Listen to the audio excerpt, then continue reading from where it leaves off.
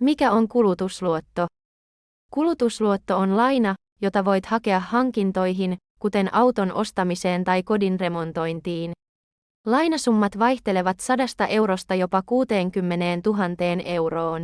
Laina-aika vaihtelee vuodesta jopa 15 vuoteen. Kulutusluoton korko ja muut kulut vaihtelevat lainasumman, laina-ajan sekä luottoarvion mukaan. Yleensä korot pienenevät, kun lainasumma kasvaa.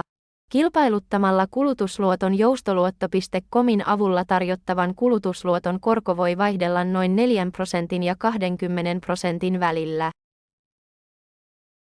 Hae kulutusluottoa vastuullisesti.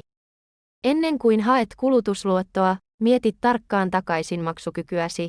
Pidä huoli, että voit maksaa lainan takaisin ilman, että se vaikuttaa muuhun talouteesi. Jos kohtaat maksuvaikeuksia, ota heti yhteyttä luotonmyöntäjään. Hae kulutusluottoa mieluiten yhdessä toisen henkilön kanssa parantaaksesi lainan ehtoja. Vertaile aina eri lainatarjouksia löytääksesi parhaan mahdollisen kulutusluoton. Kulutusluoton kilpailuttaminen on helppoa.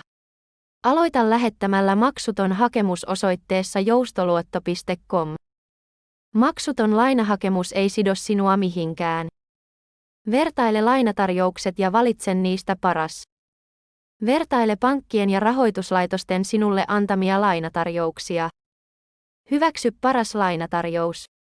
Lainatarjouksen hyväksyminen onnistuu kätevästi verkkopankkitunnuksilla. Saat rahat tilille nopeasti, jopa samana päivänä.